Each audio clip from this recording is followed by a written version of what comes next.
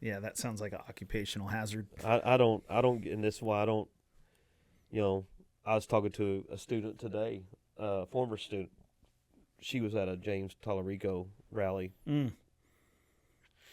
And I was just kind of making sure. I said he has the best chance of winning for the Democrats. Sure.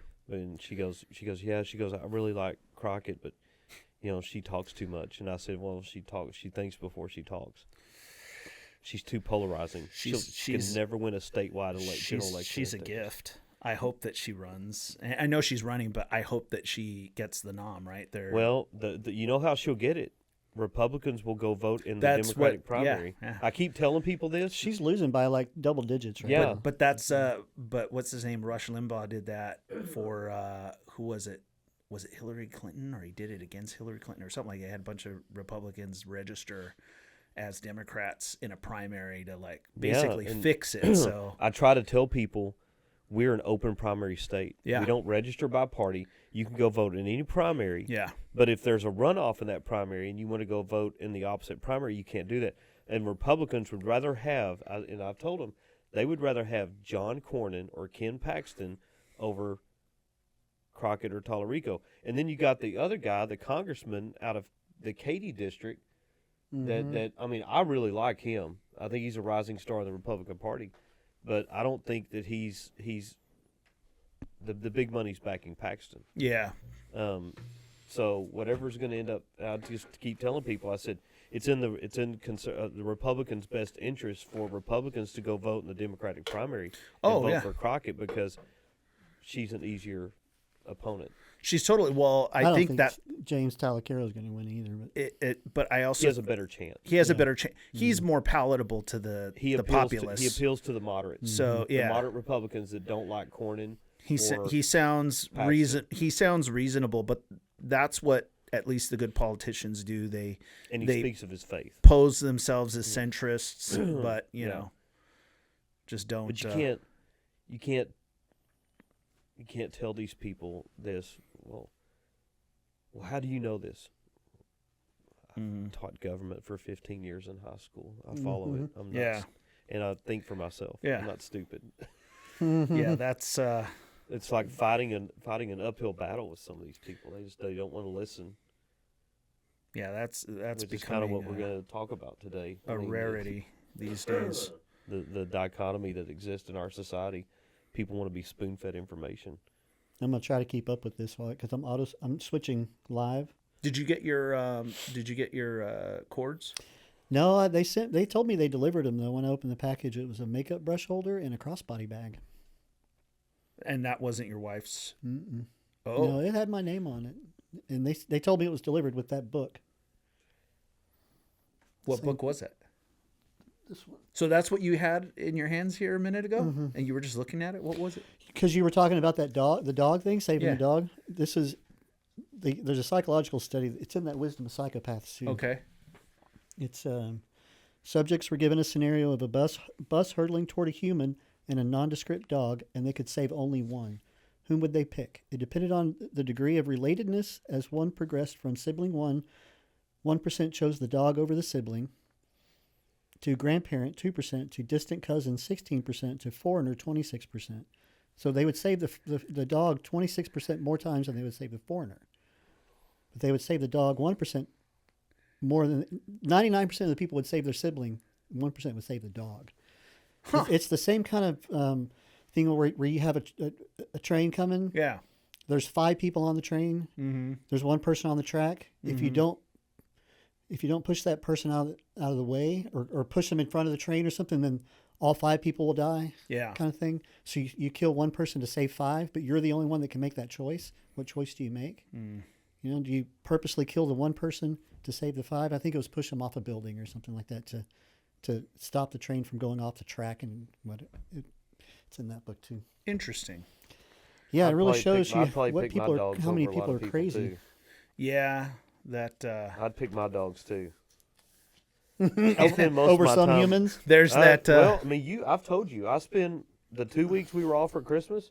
I stayed home. I'd rather spend my spare time with my dogs most of the time than most 2-legged human beings because, people are dangerous. Somebody posted out. No. This way, toward this way more, like the whole arm. In case you lean and turn your head this way, keep the mic. I don't want to do that. Somebody did the No, here I'll fix it. the Danny DeVito meme Do I need to just where move they're the whole- like, well, what would you do if someone like stole your dog? Like, it's just your dog. And it's like, well, anyways, I started blasting. Like, Anyways, I started blasting. so anyways, I started. There goes the dog. Well, I look at my two. I mean, Anna and Lexi. Again, kids at school. You think you might bring them up here? I'm like, I don't want them knowing you. I'm not gonna expose my dogs to you guys. I don't want to be around y'all some days myself, and I'm paid to be up here. Are you kidding me? And I'm paid to be up here. I mean, I'd just rather, dogs are good judges of character, man. They know if you got the Kavorka in you or something, they can smell it. They can sniff it out. Yeah, my dogs actually let me down last week. So I had my truck broken into not this last Wednesday before. In your driveway? In my driveway. Wow. I got video of it. And God loves that man. Mm-hmm. I'm serious. God loves him. He hit every house. They hit just about every house in the neighborhood, and they were not caught. And they stole somebody's Suburban right out the driveway because the wife had left her keys in the car. Who does that? She does. Yeah. That woman does. But, I mean, okay, so I have 4 dogs now. Okay, so a Great Dane, a German Shepherd mix, a chocolate lab mix, and like a busted up Chihuahua from Gonzales, Texas. That's like 39 pounds. She's a Holy mix, crap. but she's not a true Chihuahua, but she's enough Chihuahua for me. Yeah, but she's got some hood in her. She's from That's what I'm Gonzales. saying. That's what I'm saying. She's from yeah. Gonzales. Yeah, man. I thought if anybody wouldn't have let me down, it would have been her. And there's video. She was the one I was really counting on. And so I got video of this guy walking up my driveway at like 1 a.m. My truck lights up. Apparently, according to the cops, the guy had some like fob thing that caused the truck to recognize it as my fob, and it unlocked. Yep. So I have like proximity key. Like I walk up, my truck lights up before I even touch anything. And it did that for him walking up my driveway. And he must have been in my truck probably 30 seconds and ran off with my wallet. Oh, wow. So they got Whataburger out of it with one of my cards before they were denied using other cards other places. And then as soon as I figured out my wallet was gone, I canceled everything immediately. So my dogs let me down. What a pain in the butt. Have them all put to sleep this week. Were they inside or outside? They were inside. They're soft. I haven't put my dogs out there. Those dogs wouldn't last. They wouldn't last an hour out in the real world. You know what I mean? Right. That's my tooth. Your dogs would get along with a lot of my students. They're soft too.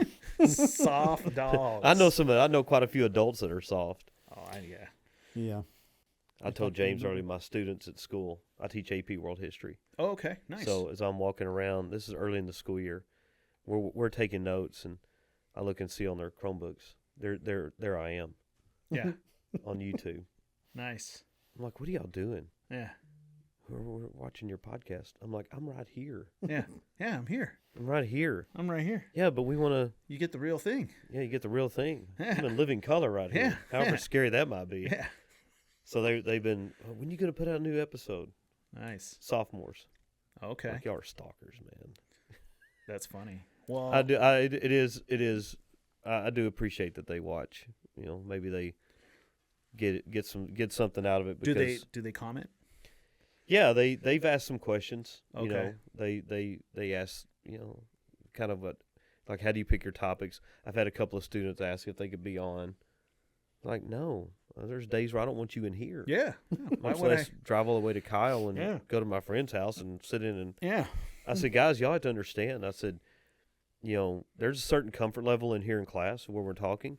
So, but if you sit down in a chair and you have a microphone in front of your face and there's lights up and you see the cameras, some people freeze. Yeah. We've talked about it. I mean, there's some guys, there's some guys at church that would like to come on, but I don't.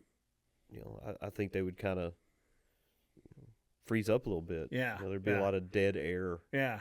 It's nothing against them. Well, once you get people talking, usually it's okay.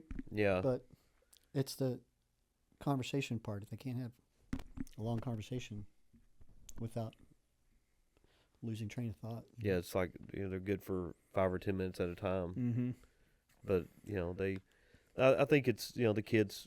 I think they've kind of enjoyed it. I think a couple of them have said they were watching it at home. Mm-hmm. Their parents. I'm like, yeah, that's what I need. Hey, did you know that? Call the principal. Did you know that my son's teacher has a podcast? I told the principal this Friday. Some of their teachers have OnlyFans. Well, not at my school. Oh, okay. Right. If they do, then And if they did, you don't want. they're having to pay people to sign up. Yeah. For it. But It's a little different than when I grew up. Too. Yeah, I had Right? I was meeting with the principal Thursday because we're getting ready to do my evaluation. I was like, well, hey, I just want to let you know I'm taking Friday off. He goes, oh, okay. So I'm going to get some blood work done and supposed to record an episode for my podcast. He goes, you have a podcast? I said, yeah. What do y'all talk about? I said, like people like you. Yeah. Administrators. Everything. Talk about everything. I have a degree in history. We probably run the gamut. He goes, send me a link to that. I don't think so. Yeah. You got to find it on your own. Well, our associate principal, I sent him a link to it. I don't know if he's watched it, but I said I don't mention any names, but I'm sure if you watch, you'll be able to figure out who I might be talking about. I don't mention names of people I work with, but Yeah. or any particular any specific students. That wouldn't be ethical, but I have brought up some scenarios and stuff, and Mm-hmm. it's funny because I don't know, maybe because I have a unique perspective. When things are going on around the world, and as I'm, I talk to my dad a lot. Still talk to my parents, and he has a unique way of looking at things. He served in the military, and he's old. You're an old dad, but just the unwillingness that people have to explore and find out information on their own. People are lazy. Mm-hmm. Like one of the biggest challenges in teaching right now is getting kids to actually do work. They want it to be easy, and God, man, it's like pulling teeth. Do you think that has to do with COVID? People had an easier time during COVID. Yeah, because I've had kids tell me, man, Coach, during COVID, man, we got grades for doing nothing. Mm-hmm. Like our teachers wouldn't give us anything; they just put in grades. I go, well, that's not the real world, man. I said, you want that paycheck, you got to put in some work. Yep. And so, like, we're in class. The other day, a student asked me about something. We're talking about the Industrial Revolution. He asked me a question. I said, dude, open a tab and type it in. Mm-hmm. I don't know everything. My dad will disagree that I put it out there that I do, but I don't. I don't know everything. And if I don't know something, I'll look it up. Well, if you don't, As you got older, were you impressed with how much your dad actually learned and grew? Yeah. Well, my dad What's that? served. There's that stupid saying that when I was 15, my dad was the stupidest man in the world, and now that I'm 30, I'm so impressed with how much he's grown and how much he's learned. Yeah. I mean, him and my uncles, his brothers, man, they could work on trucks. Like the truck that my dad had at one point. They rebuilt the engine. Yeah. And I would stand there. I'm in high school at the time and in college, and I'm just standing there like absolutely marveling at what they were doing. Like they had the engine block out, they had the cylinders out, and they're looking around, and my Uncle Jerry, who was a Ford mechanic, he goes, Daryl, come over here, I want to show you how this works. This is how the pistons work, and this is how this works. And it's like looking at hieroglyphics, man. Oh yeah. And then they put it all together and get it put back in and put all the fluids in and crank it up. And I'm like, man, that's amazing. They have extra parts when they were done.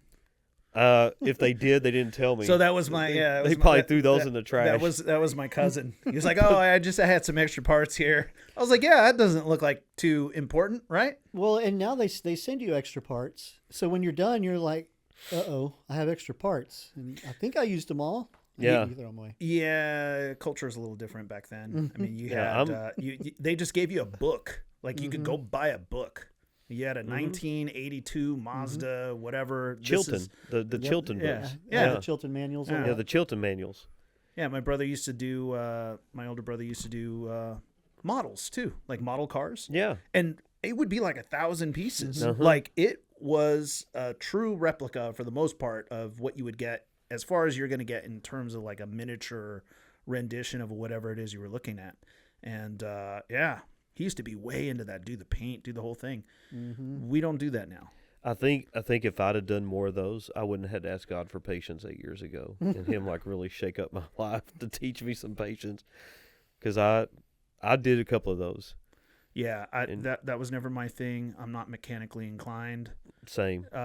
Even though I grew up in a, I was gonna say we're Mexican, but like, I'm third generation here. I can't really claim that. I try to if I try to put up the flag, I'm sure a true national would come up and rip it out of my hands and say, that is not yours. And I'd say, yeah, you're right. I'm bars and stripes around here. The gatekeepers, man. But yeah, like as far as that type of work ethic and that inclination, don't have it. Yeah, I'm the same. And I just, yeah, Dad and I talk a lot. And he goes, well, they watch the podcast, and they have YouTube on their TV now. I'm like, well, that's a scary thought. I'm live and in living color on your TV over there. Big head Daryl. Big head Daryl. There's like, I am very careful about what I say. I don't. If I'm wrong, I'll admit it. Sure. I don't like to, but I'm very, very careful about what I say. And with all the stuff that's going on right now, I do not get involved in those conversations online and social media. If the one thing I will say is when people like try to put themselves out there as being all tough and rumble and stuff, and I was in line at the airport. And I saw this guy with a MAGA hat on, and I just gave him this look, and I was like, "Hey, you showed him." Yeah, that's my comment. Good luck with that. You showed him. You're tough. I will. Keyboard warriors. I wear the black hat every now and again, and sometimes I wonder, okay, what danger am I really in? I'm going to have some, wine mom upset, and she's going to lecture me in Costco. And I would just say, you're welcome. It's gas prices look pretty good right according now. to the liberals, conservatives or MAGA people are canceling Costco. Wow. I don't see that happening. I went to Costco yesterday and bought chicken stock and protein bars. Yeah. I think I was at Costco twice last week. No, I go to Costco. Protein bars. You get the perfect bar? No, I get the IQ bar. It's brand new. It has 1 gram of sugar. Doesn't have any seed oils. 12 grams of protein. They're not crunchy. Is RFK Jr. on the packaging, or I think if RFK Jr. were on the packaging, that would keep people from buying it. Like if you eat this bar, you might end up looking like RFK Jr. You That's look like a leather handbag. It's not a selling point. No, they're actually America, or? So there's a peanut butter flavor, there's an almond, and then there's a chocolate sea salt. Are they made with beef tallow?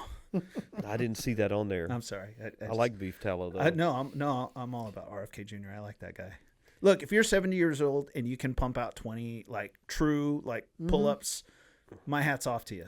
Yeah. Congrats, brother. When you're lifting weights in jeans every day. Yeah, he doesn't even. Yeah, there was he put out a video of him frying a turkey, instructing on how to fry a turkey barefoot, and he's out there like on the side of his house or whatever, holding this whatever like 15-20 pound bird on this thing. He's like, oh, it's beef tallow, it's the best way.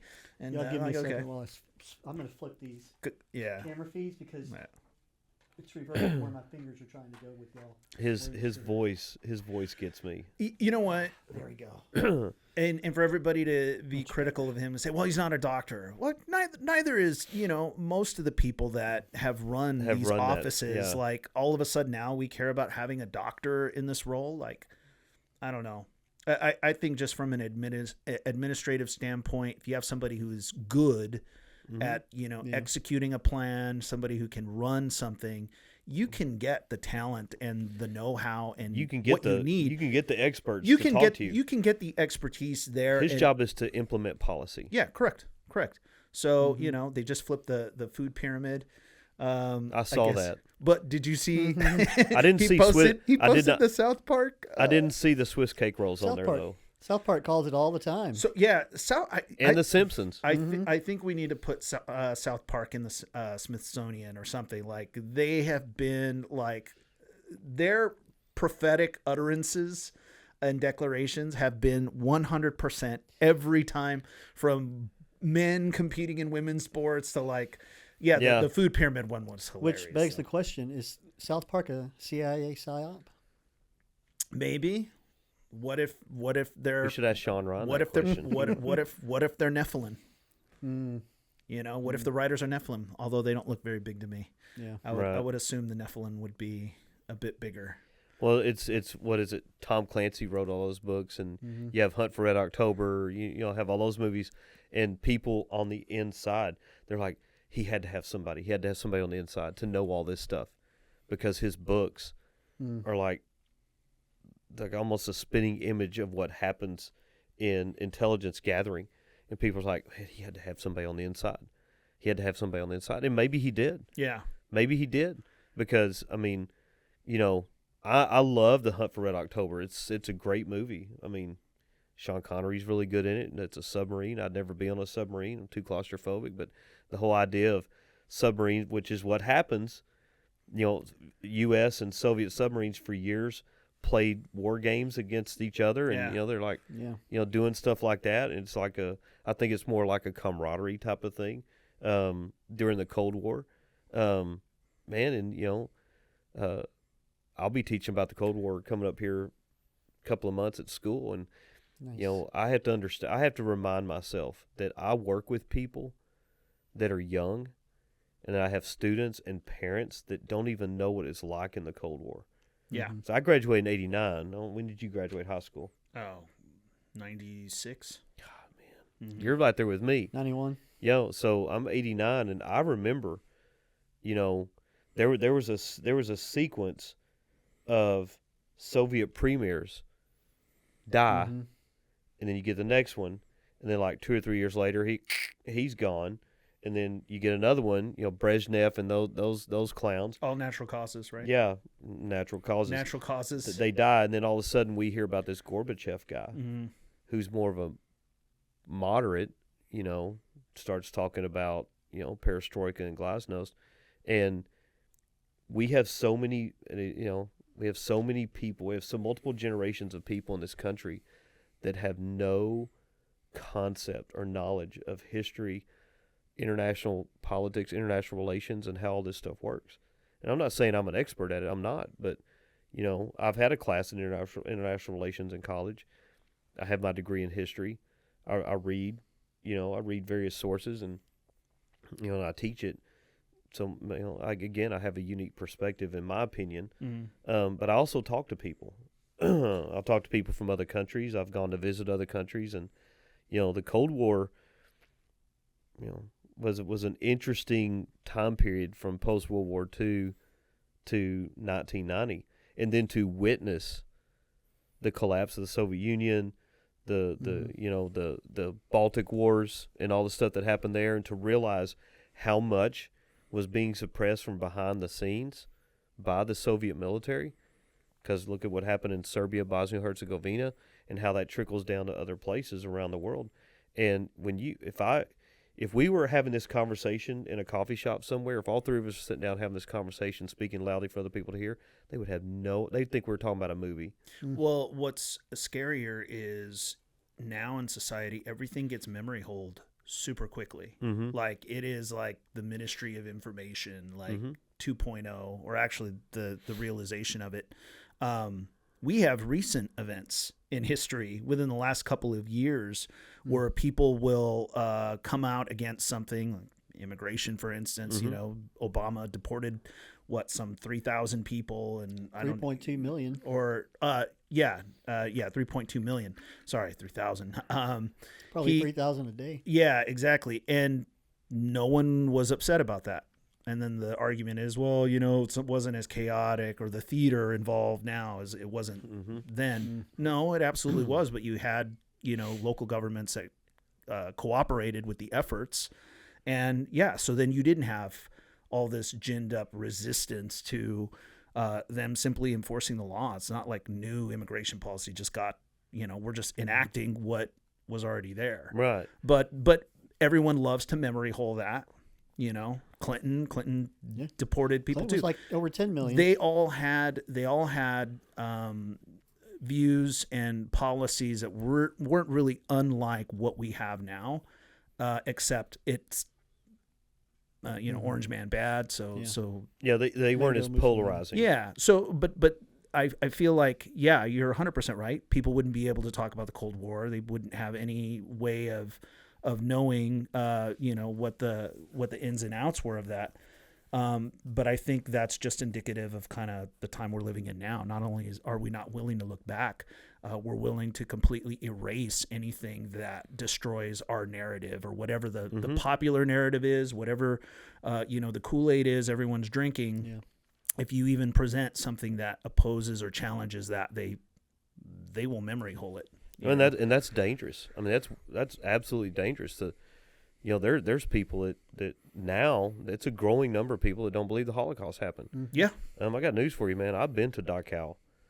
I can tell you it happened. I'm going to Auschwitz in 2 years. For meaning over here. Yeah. I mean, it's and then the misuse of words. Oh yeah, the misuse of the word genocide. They've reconstitute language.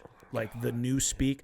I hate to reference 1984 so much, but you have to. But it's almost like I made a joke. Both sides are referring to it as well. I made a joke. I don't know, years back with this company I was working with, and everyone was talking about, what are you doing for the new year? And I had just gotten a fresh copy of 1984. I was like, it was like 2021. I was like, I just got this new daily journal handbook. Really excited to get into, and I sent a picture of 1984.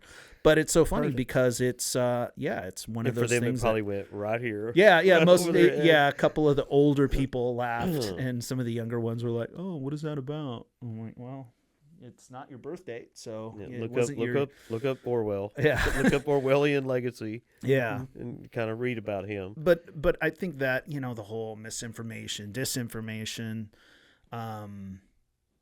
I was hearing somebody talk about encyclopedias. They were just trying to buy encyclopedias, and they thought, okay, well, maybe if I find like this really old, and not even really old, these ones they were looking at had been published 5 years ago, something like that, 10 years ago.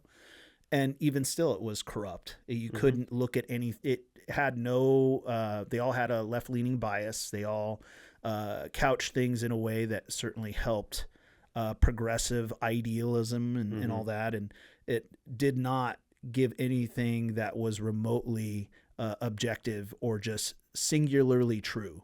It had to have some type of slant or bias in it. Propaganda. Yeah, propaganda. So like you hear things about like Wikipedia, they're having trouble. People are moving away from them, don't want to give them money because of the obvious, bias. And Grokkopedia's growing, apart from, how do I make a hash pipe out of an apple? 3D printers. Yeah. 3D printers. 3D printers. I'm going to make a bong with a 3D printer. Yeah. How can I do that? Yeah. It's funny to sit and to see all this stuff as it comes out in the news. And I've said this before. I've told people in private. To me the two most dangerous challenges to our country is the media and liberal education. Yeah, people being indoctrinated, and it goes both ways. For you that are liberal out there, don't sit there and start thinking I'm hating on liberals. It goes the other way too. It's extreme conservative, but it just tends to be in most colleges. There's a lot of liberal indoctrination. We have a Muslim mayor in New York City, a city that was attacked by Muslims on 9/11. And now you have a guy who, and it's nothing personal against him, but now he's the mayor of New York City. What is going on? Yeah. And you see he gets up there and he's not going to be able to fulfill probably 85 to 90% of his promises because it's not his power. Yeah, the buses are already he promised free buses, and transport went up and people don't understand the principle of federalism. You're the mayor, bro. Well, I called the president today. Okay, well, good for you. Yeah, cool. He gave me a briefing. No, he didn't. No, he You're not didn't. entitled to a briefing. You're a mayor. Yeah. You're not a senator. You're not on the arms committee. You're not on the you're a mayor. Just go mayor and try not to screw it up. It concerns me that he's a communist, not that he's a Muslim. And he's not a socialist. He's a communist. No, open he's communist. an open communist. And then his his housing person, Sia, gosh, I forget her name. Her first name's Sia. Hopefully Sia Wackadoo. Hopefully see you later at some point.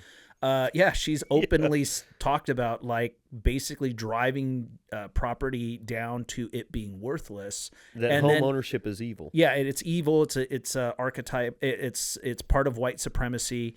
And all the while, her mom has like a $1.4 million mansion in Tennessee. And that she paid $700K for. Yeah, and the government should take 30% of your earnings for housing, and that's what you do, regardless of where you are. That's what 30%. So she gets confronted in front of her apartment or something recently in New York, and she just bursts out into tears and like has a complete like emotional fit. And there's great pictures of her, very attractive woman, as you would expect for this role and these ideals. So yeah, it was kind of funny to watch, but yeah, they are unapologetically communist in all of their ethos. So, couching it in anything else, democratic socialism doesn't pass the smell test. You guys we're going to seize the means of production, like all the classical earmarks of Marx is present. So why are people believing this stuff to be good and true? Because it's what they've been taught at school, at college. It is hard to get away from there, because especially if you think of the two mediums where most of society is going to be formed, right? So you have media, which you're going to consume. My dad wasn't a big media guy growing up. He would have me go get the paper for him. I'd go get it. He'd give me a quarter or whatever. I go to the thing and go get his paper and bring it back. And so he fairly stayed read up as much as you would for that time period. So you have people getting their information via these channels, which at this point are almost unanimously left. And then you have the school system almost, uniformly left in every way. And it would be the equivalent of saying, okay, well, I'm just not going to drink the water. I'm going to go buy water over here. And that's the only way you kind of escape, the pool. Otherwise, everyone's being infected by it. Everyone's touched by it, because it's the easiest way you get this stuff is through school and through media. So, are you seeing like any kind of mass psychosis with people believing this? Like high school students would be a good easily manipulated. Well, this happened last week. I got a new group of seniors. I teach econ as well, and we were talking about economics and how things around the world can impact economic systems, and how basically all economies, with the exception of North Korea, are connected, and how things that are happening in different parts of the world can impact economies that aren't even nearby in those regions. And I brought up the Palestine thing, that it's hard for businesses to do business whenever there's so much conflict there. I said, and people like to use a lot of catchphrases, and they refer to what's going on in Palestine as genocide. No, what happened in Rwanda with the Hutus and the Tutsis, that's genocide. What happened in Bosnia and Herzegovina and Croatia, that's genocide. What happened in Germany and in Poland, Turks did to the Armenians. Exactly. That's genocide. That's genocide. What's happening over there, genocide? It doesn't fit the litmus test, the criteria. It's bad. Don't get me wrong, it's bad. But we're not systematically trying to eliminate a group of people based off their ethnicity or their religion. They hate each other. No, what that's not a genocide. That's just a war. That's a conflict. And a student in that class P3'd me filed anonymous. What does that mean? It's an anonymous system we have in our school where students can report, and said that that it concerned them and several students in the class. Okay, well then sack up and come tell me. Say something. Yeah. Don't be a coward. Well, see, that's the other part of. And the assistant principal came and talked to me, and I appreciate the assistant principal that came and talked to me, and I said, so what you're telling me is I can't talk about current events as it relates to my content. Mm-hmm. And they were like, that's not what I'm saying. I said, because you know me, I'm speaking facts. And her and I don't always see eye to eye on things politically, but man, I love having conversations with this assistant principal because she's very learned, she's very smart, and she sees both sides of it. But for this student to complain, okay, well, quit being so soft, all right? Because what I was saying was true, made 100% factual statements. You don't know. You're 17, 18 years old. You're a high school senior. You have a lot to learn. But this is kind of what I'm telling you, is we have these people allow themselves to be indoctrinated, don't want to think for themselves, and they think they're always right. Well, I'm gonna report Coach Faulks for talking about Palestine. That, it's really upsetting to me, and I'm sure it upsets other people, so I'm going to lie about it. I tell you what, if what I said upsets you, all right, here's a book, read, because I got, because I talked about Iran. Well, and life could be long and hard, so wear a helmet. Yeah. Like it's, no, but I think that's and a I know big people thing. from that area. Yeah. Yeah. Well, this whole thing with the Maduro thing, okay? I have no real dog in the game here. I hear it's, it took them how many minutes to extract him? 45 total. 45 minutes total. Yeah. 58 total minutes. The memes were great. They are. But you had everybody celebrating. What was funny is like everybody celebrating, the fact everybody there has been liberated, and they're celebrating the fact that this guy's been ousted. He's gone. And then you have everybody here who's like anti-dictator all of a sudden, like, what did you do with their dictator? Give their dictator back. You know what I mean? Like, yeah.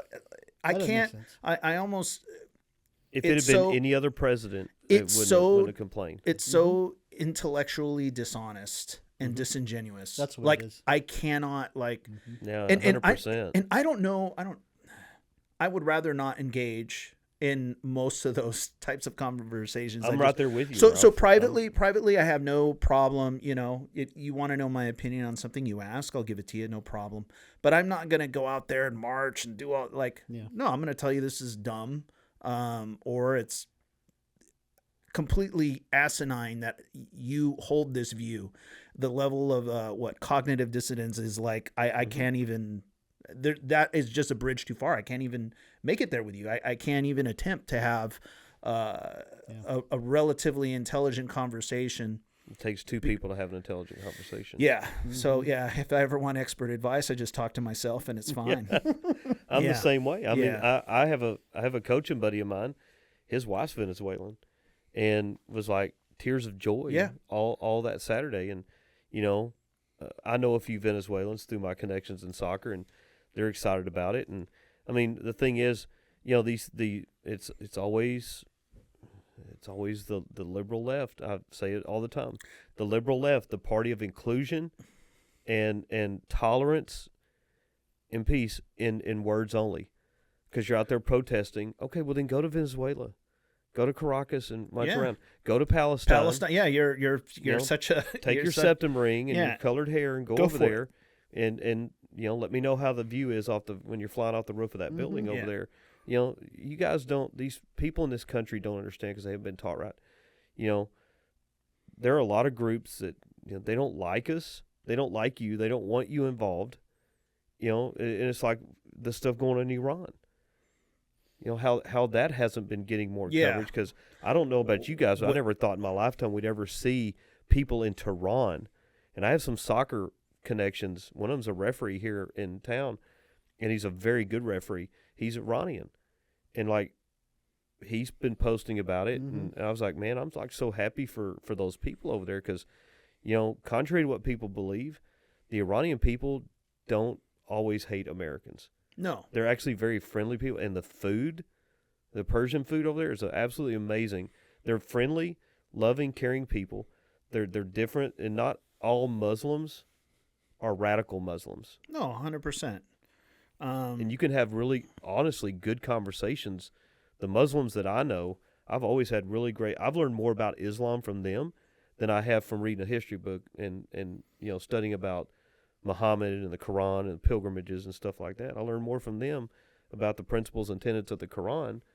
And I hate to say this, but there's a lot of Christians out there that need to work on their fellowship with Christ and walk in faith every single day like Muslims do.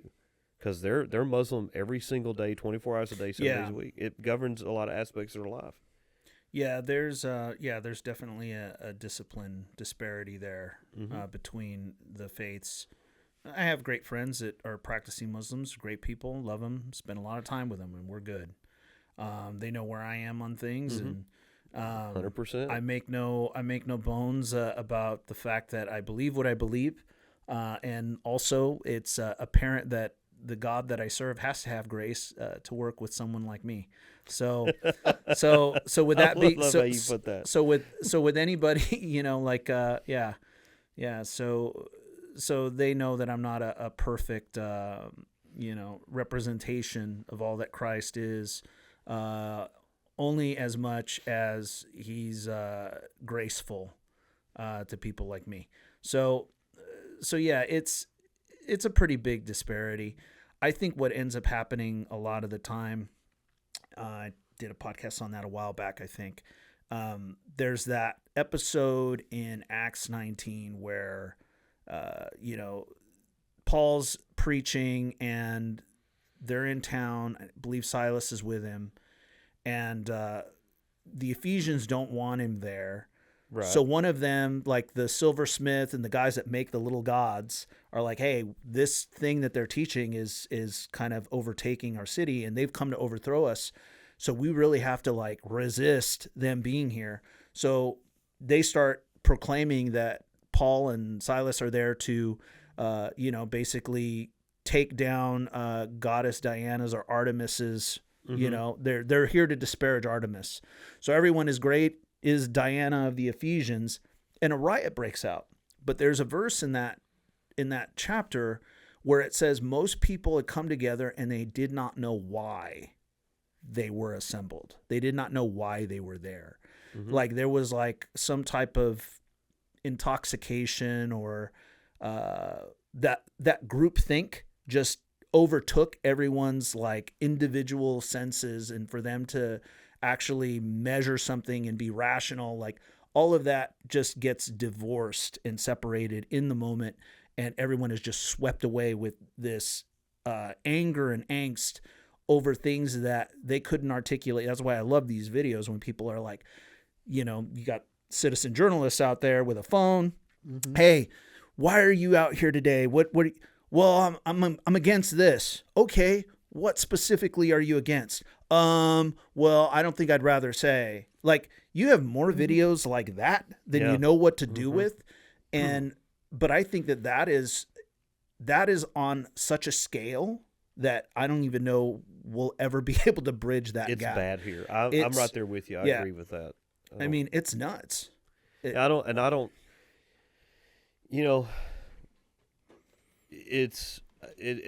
almost like, in elementary school, we played Red Rover, and you pick teams, and you got your group over here, you got your group over here. I always hated playing Red Rover because if you're not strong enough to bust through them holding arms, you're gonna clothesline yourself, like really bad backyard wrestling type of stuff. We've got people are so detached from reality. And again, you know how many protests I've been to? 0. Yeah. You know how many protests I want to go to? 0. Yeah. And a lot of it's because, it's not that I don't, I can make my voice heard at the polls. I go vote. And the other part is I just don't want to be around a bunch of stupid people and have people see me. And I'm a school teacher, and I don't want to be out there. It's not that I can stand against tyranny and bad things in my own way. I don't need to go out with a group of people that they don't control me. I can't control them. I can't control their actions. But I can tell you this much: I don't want to be attached to people that are blocking roads, that are verbally berating people with name calling, without even knowing those people and really knowing what they're talking about. Now, I don't want to be, and I definitely don't want to get caught up in a crowd that's pushing up against law enforcement and have, those paintballs, pepper balls. Yeah. Yeah. I don't even want to get shot with a paint gun. Are you talking Right about? behind. Yeah, there was that one person that's basically blind in their Stay home. left eye now. I feel bad for him, but stay home. Well, yeah. Don't run towards cops. Yeah, it's there's a big divide between action and consequence now too. Like everyone just thinks I could just do whatever I want. Nothing's going to happen to me. Well, that goes back to parenting. Yeah. That goes back to the government too, when they're getting away with everything and there's no accountability. Yeah. Why can't we get away with everything with no accountability? Mm-hmm. Yeah, the whole idea of protesting, though, to me is just dumb. Don't get me wrong. I agree with some of the causes, but linking arms sometimes with, I guess you can gatekeep that way too. It's just not something I'm interested in. Never have been. So same. I have the same protest attendance record that you do. 0. Which is 0. And I don't think I would ever find my way out there. But people do not have any idea of consequence. The thought just does not jump in their mind now. No. It's but I also think that a large part of it now is, you can look at it a couple of different ways. I do believe that there's somebody funding these groups. They are not grassroots, Soros. authentic. Just they show up with signs made. People show up with pallets of bricks for them to throw at law enforcement. You have so there's a financial component to that. There is an effort of an activist class of people that exist, and they have no purpose in life. So you go to a spiritual look at it, I guess it's easier to get people a cause than a cross, in terms of, either we live for God and, I am living for God by doing this. Well, show me one place in Scripture where Jesus purposely goes out and starts a riot. Well, he flipped the tables. Like, okay, yeah, he flipped the tables and made a cord. Very specific, and also a prophetic event that was told eons before it happened. But I don't think that is the standard practice of ministry or a demonstration of Christ-likeness that, that we are called to. But yeah, being a believer is a little different in that regard. Like, I withhold some things that I really want to say because I'm an ex-pastor. So I still have whatever that little thing is in me that is like, I want to win as many people to Christ face to face as I can. So I withhold some things that I really want to tear into personally. But if they're not achieving the ends of, Christ being glorified, then I want to back off a little bit. And I'm not saying I bat 1,000 on it either. I've already said some things here I'm sure would upset some people. But, I'm sure I've said some things. I mean, sure. I don't pick sides. I mean, I'm on God's side. And, just because I say to the guy that lost his eyesight, you should have stayed home, doesn't mean I'm not empathetic. And, yeah, he has a right to protest, but protest the right way. And it doesn't mean I'm not against liberals. I'm not against conservatives. I'm against stupidity and ignorance. Yeah. And, it goes back to, Mr. Turner in biology at Sulphur Springs High School had that sign on his window of his door. Better for people to think you're a fool than open up your mouth and remove all doubt. And there's times where I remove all doubt. I open up my mouth and I'm like, dude, you need to shut up, man. You're 54 years old. You should know better by now. And sometimes I get caught up in the emotion gets me, and those are things that I have to atone for with God myself. I don't need anybody coming up and telling me, like, you didn't need to say that. Well, I know that, but I did. So, you go back and make attempts to fix that. But, as a school teacher, if my students in my class know how I feel about things, then I'm not doing my job very well. My job is to present facts and information and let them come to their conclusion. I don't interject my opinion now just because I sit there and I'll talk about Palestine and things that are going on over there.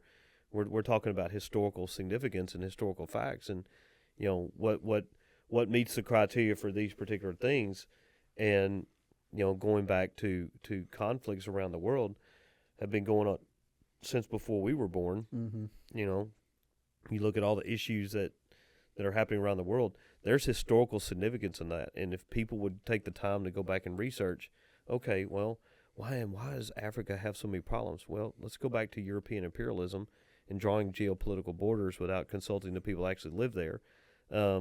Let's take a look at, U.S., and the U.S. is not without their faults. So let's look at U.S. intervention in South America and helping depose freely elected leaders that were social. Was that the United Fruit thing?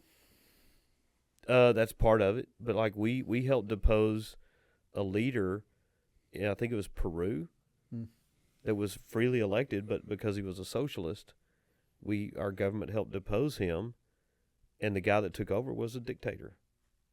And then whenever he passed on, his son took over. I mean, it's and again, I'm not saying that that we're the best. I'm not saying we're the worst.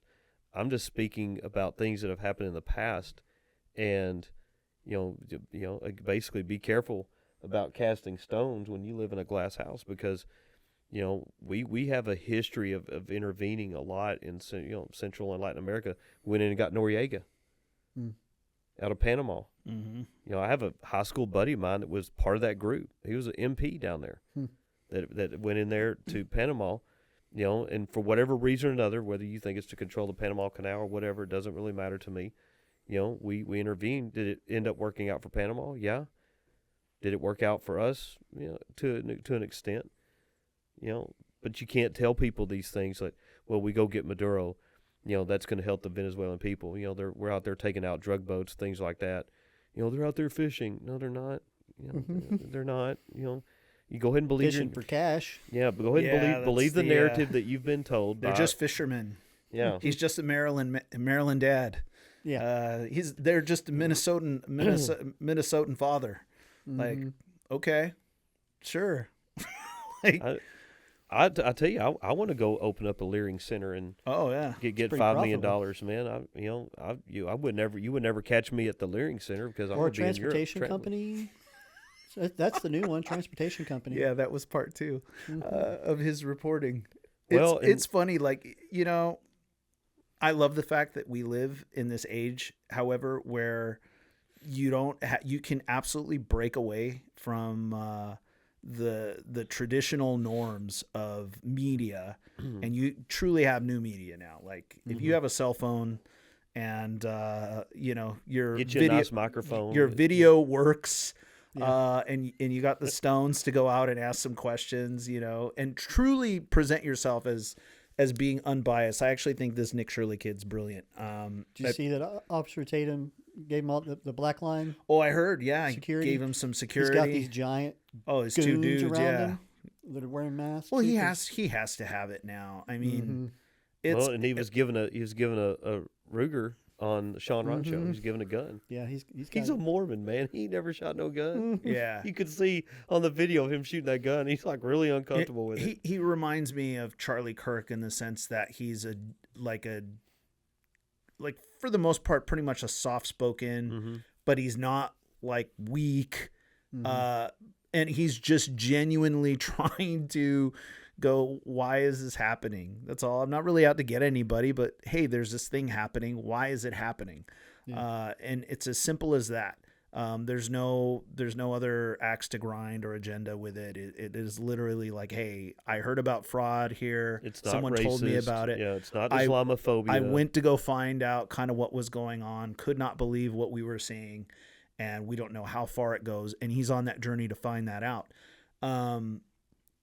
And if people can just like divorce themselves from their tribes for a minute, we ought to be happy that someone is willing to ask those questions. Someone is willing to, consider those things, because we're all paying for it. Okay, I didn't know that. We had a investment in the Leering Center, The quality Leering Center. The quality Leering Center. It would have been nice to And know. the kids making money selling hoodies. Mm-hmm. I might have to get me one. Yeah, we have we have family in Minnesota.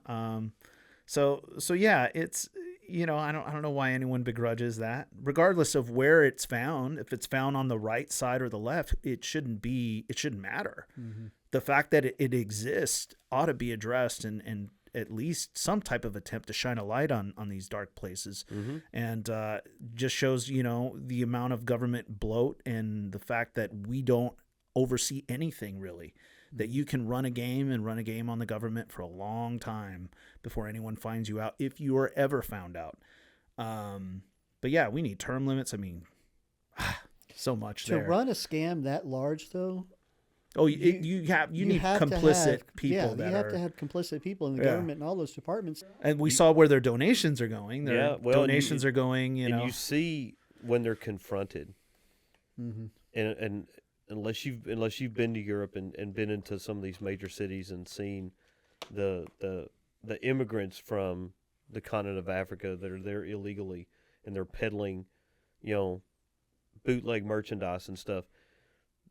The visceral violence and the reaction that they have, that's how they are, because we have to tell our kids when we're walking, you're going to encounter these people. They usually have stuff laid out on a blanket or a sheet or a towel.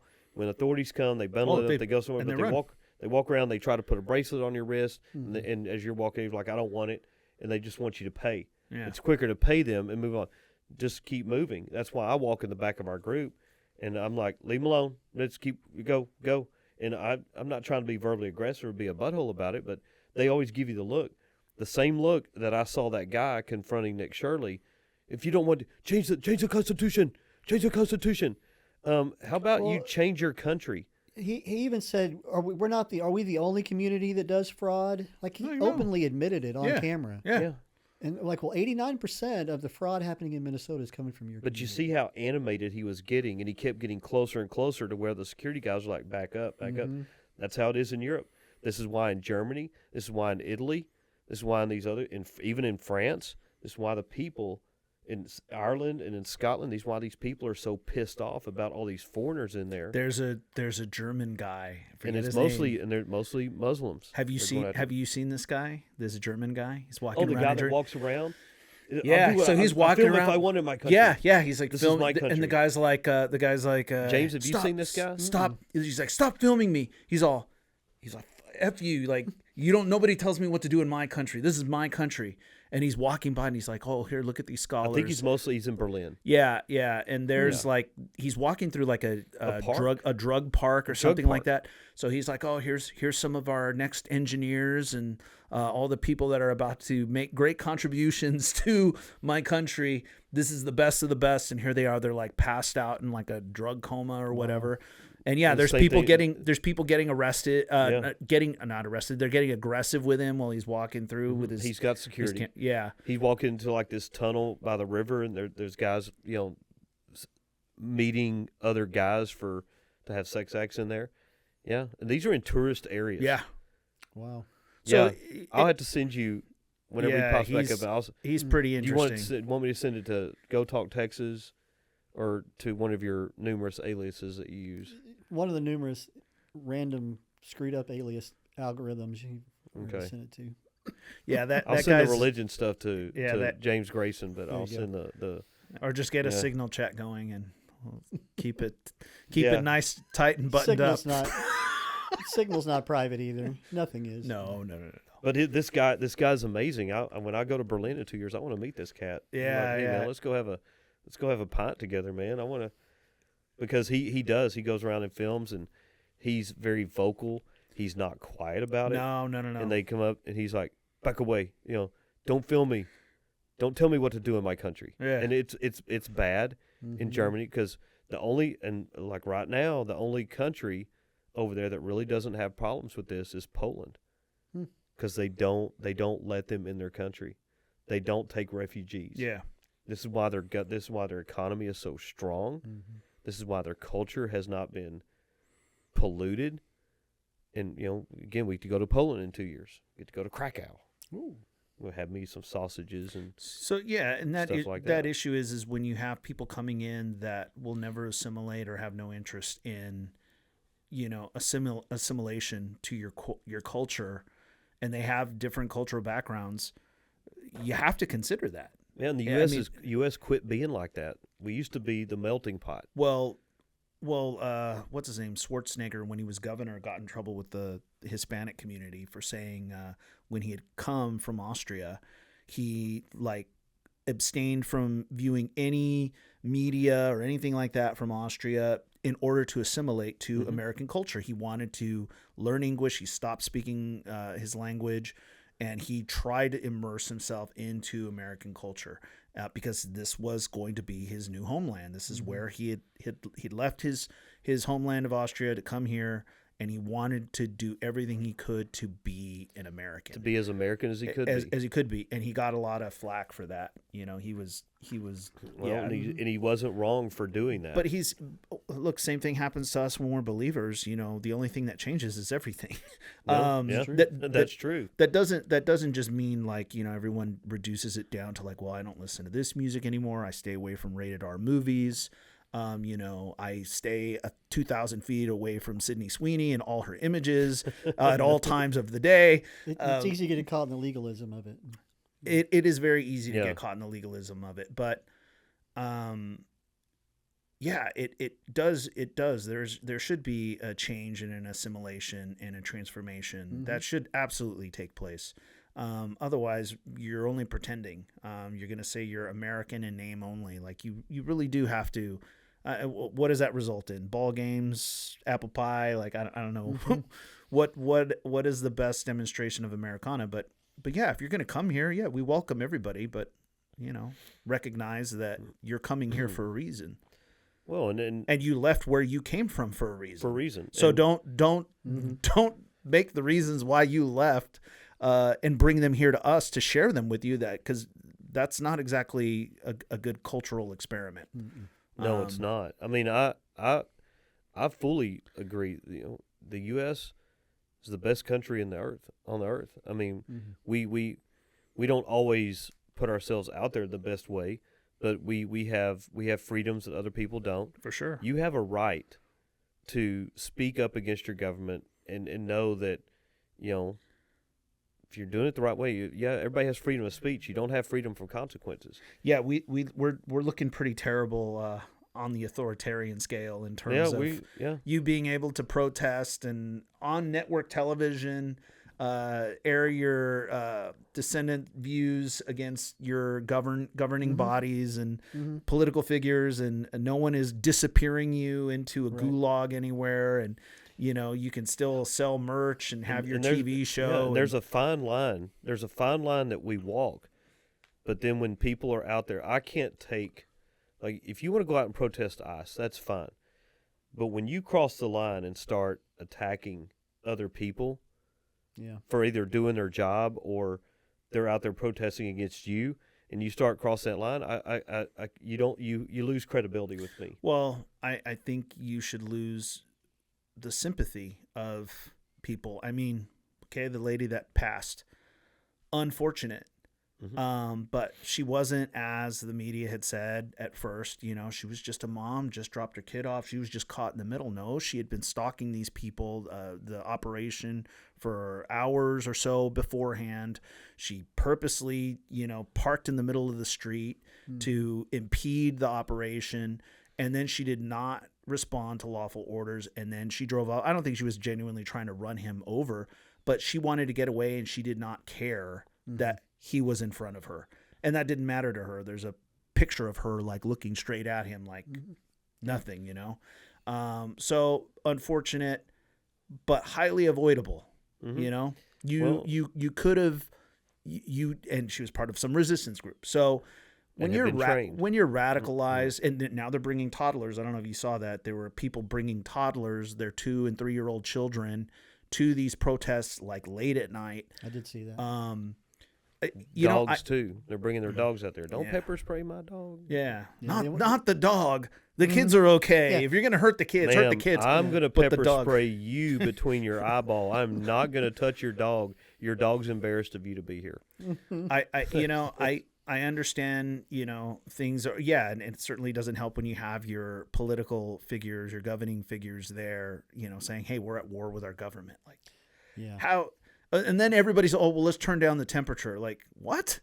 You literally just had everything boil over and make the worst kind of mess, and now you want to retract. Like, They're playing games, and it's not a game. no, it's not a game. People are losing their lives. Yeah. And you're playing games. You're trying to antagonize people. You're playing political games, and I tell people a lot. You are misinformed. Your elected official, doesn't matter if you're on the left or if you're on the right, your elected official doesn't give a rat's butt about you. They don't care about you. Sleep just They're fine. sleeping They just don't know your fine. name. They're making millions of dollars that you don't get to make. They don't care about you. All they want is they're going to do just enough to get you to reelect them. Yeah, and look, the right has its problems too. Oh, like, 100%. Like I don't want it to be like, look, this type of criticism is just a pure shotgun blast. It applies everywhere, it seems. But the right has the same issue. There's people that are hardcore, like Christian nationalists, and like The worst. it is unbelievable. The fanboy, Giving Christians a bad name. yeah, it's well, Christ is co-opted on both sides. He was a refugee in Egypt. Like, no, he wasn't. Like, he didn't. It was all owned by the same governance. So, like, I don't know what you're talking about. Like, so people use that, It was and all then, Roman Empire. yeah, and then It all belonged to the Romans. yeah, and then you have all know this. your history, people. It's but it's lazy. It's intellectual laziness. I see you have your 1984 copy up there. I just happened to look over your head. I saw it staring at me. That one in there. Oh yeah, okay. Yeah. That's the graphic novel. Oh, nice. Is it pop up or is it just No, it's just comic book style. Ooh, a Graphic pop-up novel. book would be really good Yeah. on Orwell. you figure out what you would construct to pop up. Well, and right there with Orwell, go and read some Animal Farm too while you're at it. You want to Yeah, he's got that. you want to have some fun with that. Read those two back to back, and then go watch Lord of the Flies. Man, you're gonna want to start eating ring dings and ho hos all the time, and just eat and drink yourself into oblivion. I guess the people that just blindly follow these ideologies, and if you want to be attached to that, that's fine. No, it's not fine. You're an idiot. You need to Yep. quit allowing yourself to be twisted and manipulated by other individuals. You have free will. You have free thought, and I'm not sitting here saying that the way I do things is any better than anybody else. But I tell you, I don't stress out about these things, No. and I'll be the first one to say, and I've said it a couple of times to a couple people in private. The way things are being done right now with ICE is not appropriate use of that device. I think that there's other things that could have been done. You could have made announcements and said, "Hey, if you've been here this long, then come see us. We'll process you, whatever. If you don't take this opportunity, But I think we did. We did. Well- We've given people the ability to self-deport. We're willing did. to give them. There was a lady that was just apprehended. It's funny. I get all my news from X at this point, all of it, and even the news that I get, I wait, and I don't.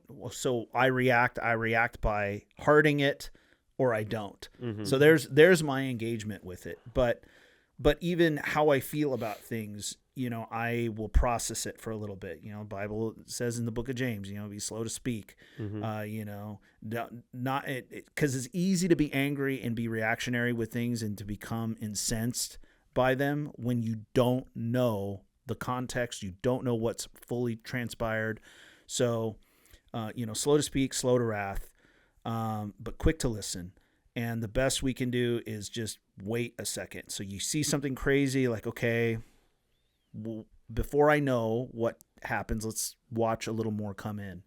And sometimes it takes a day or two for you to really have a viable understanding, a working knowledge of what just transpired. But meanwhile, everyone else has already run down the way. Yeah, well, they've said things that can't. If it bleeds, it leads thing. Yeah. And because the more you're watching or clicking on something, the more ad revenue is coming into that Sure. to that media company. Sure. They don't really care if it causes problems. But the way that they frame things at a turn of a hair, like you had, like I said, this lady, unfortunate, Renee Good, died the way that she did. And as unfortunate as that is, the minute that happened, ICE murdered somebody. These guys are murderers. Like, really? And to put it into further context, in terms of this guy's reaction, he had been dragged by a vehicle some 6 months before trying to apprehend this like pedophile. Okay, so we want to defend pedophiles now too, apparently. So long as they're not American, as long as they're foreign, we'll stand in front of any ICE agent to prevent them from doing their job. But this guy was dragged something like 100 yards. 100 yards. 100 yards, had sustained terrible injuries, and it also just came out that he had, from this Miss Good, hitting him with her car, sustained, internal bleeding or something in his torso. Which of course, half the country are like, yeah, that's not true. Everybody's like, well, he didn't hit her. Like, how many freaking angles do you want before, like, we have a far angle at like 100 feet of him getting hit, plus his own personal cam, it was his phone, wasn't even a body cam. He gets hit and everyone's like upset because he calls her a bitch or whatever. Like, look, I love Jesus. Yeah. Somebody hits me with their car. Unfortunately, I'm not going to thank him for it. You squeeze, you squeeze the orange, you're going to get some juice. Okay. It is what it is. That's a good way of putting it. Sometimes that's really good. Sometimes the juice isn't always good. Sometimes it's going to be bitter. It ain't always going to be sweet. So, I don't fault him for that, but the whole system's jacked up. I mean, I've seen. And I've dealt with this in the past with students whose parents were working towards citizenship.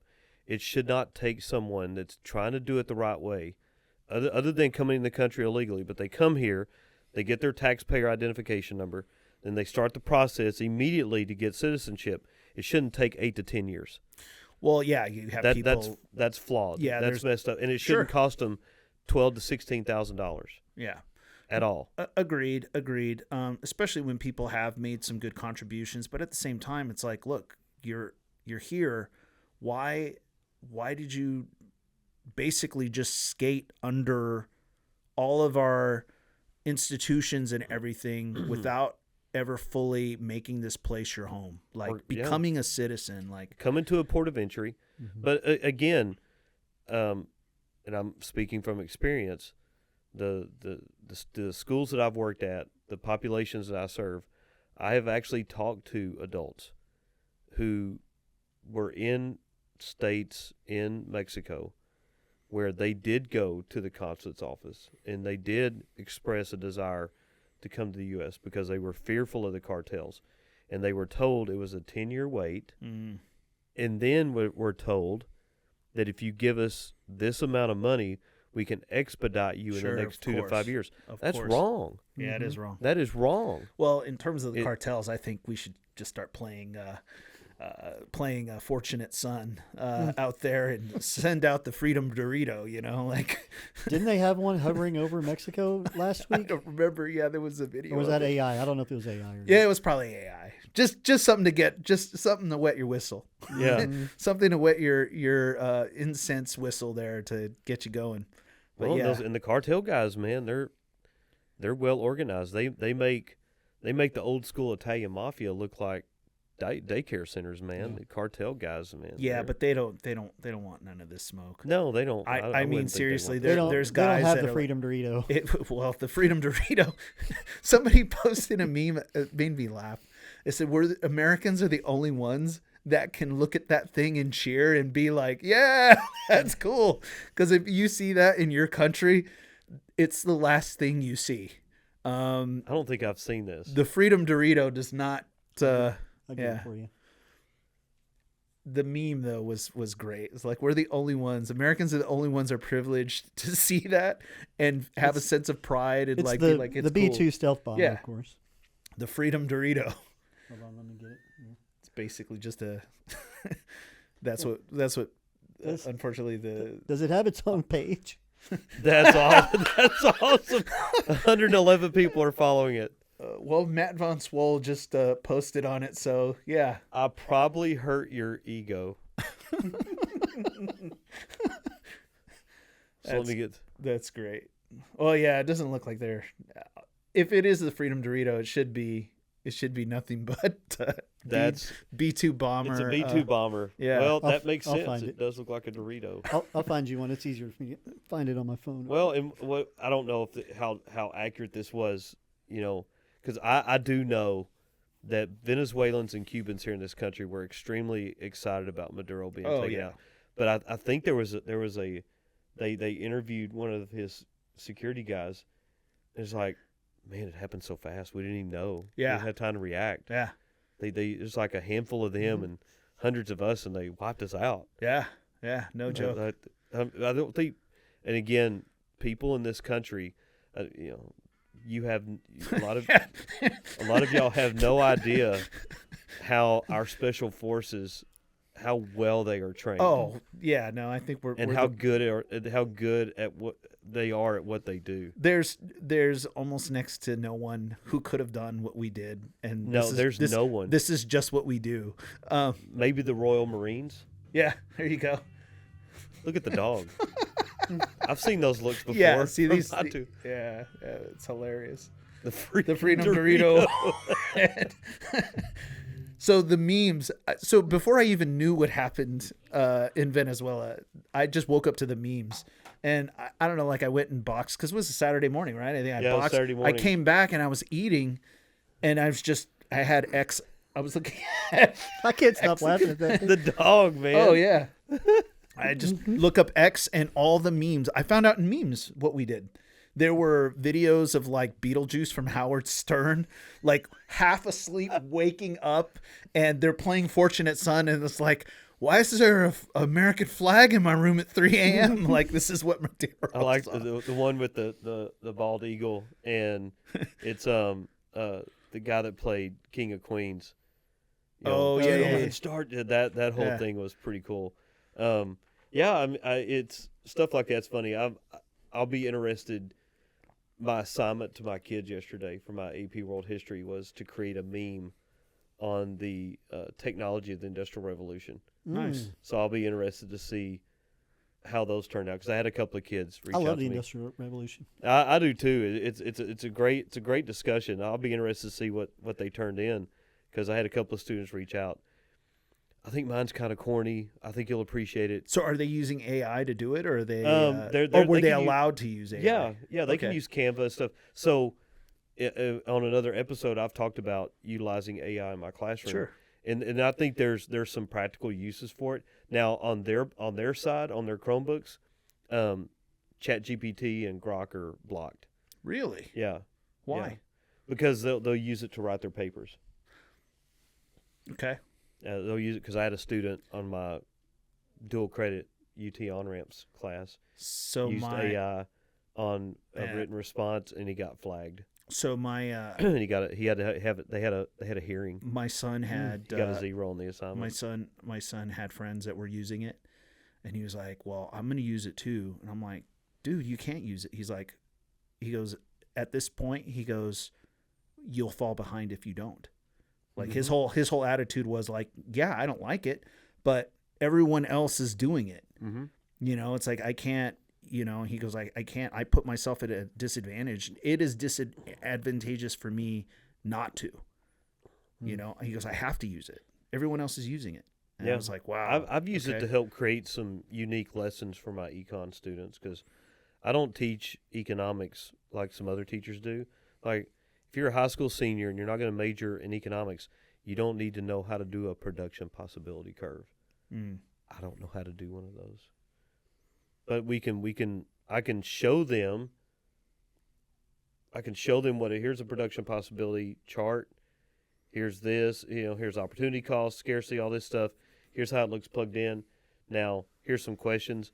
We watch videos and stuff like that, but I've had some, the meme activity for AP World yesterday was I got some information off Grok for that. And, Nice. So far, it looks like most of the kids did the work. Since I wasn't going to be there, I wanted to find something fun for them to do. They're always talking about stuff like that. And I think that's probably more relevant to the world that they're living in now anyway. The world that they're currently in, that is like right in there with it. Well, and I have to tell them, guys, just because you see information on a meme doesn't mean it's true. No. But it is such a great way to communicate. The Freedom Dorito, we need to get shirts with that. It's a great way to communicate things in such a bite-sized fashion. But yeah, not all memes are true. And we need a do-rag on that dog, but it needs to be the Islamic extremist Iranian flag, because the real Iranian flag is pretty freaking awesome. Yeah. With that line on it. And again, I have several friends of mine who are Iranian, know them from soccer. They're like some of the nicest, most amazing people in the world. I hope this works out for them. Well, what's crazy is you look at some of the media, because they had a lot of freedoms in the past. Well, that's what I was going to say, is like you look at some of these cultures, 50, 60 years ago, and they were relatively progressive. They were the Iranians were. Yeah, the Iranians women were going to college. They could own businesses. They didn't have to wear hijabs. Yep. They could drive cars. Yep. They had a lot of freedom. Yeah. And, there's a lot to be said for the Persian culture. Sure. First and foremost, their food is absolutely amazing. Which is almost impossible to find here. It's hard to find authentic Persian food. Well, because they mix it up and make it to American. Yeah, well, so I'm a refugee from Los Angeles. There are great Persian restaurants, and we used to eat. I would eat like seen Persian, that on some Bourdain episodes. And anytime I would work in the city, I'm jealous. There was always a place to go find any kind of fare you want, Chinese or whatever. So here, there was a place I found a while back when I first got here. I don't even think it's there anymore. Shandy's or something like that. It was good. It was really good. Great kebabs. The rice. Oh, yeah. In Barcelona, and hopefully we get the same hotel this summer. In Barcelona 4 years ago. Our hotel was on the beach. Mm. And as we're walking down the boardwalk, there's like restaurants, there's souvenirs, there's some, drinking establishments and stuff. We get all the way to this far end, there's food booths. And we found a Turkish food booth. The rice and the flatbread and the kebab. You get Daryl talking about food, he'll go another Turkish hour. coffee. Yeah.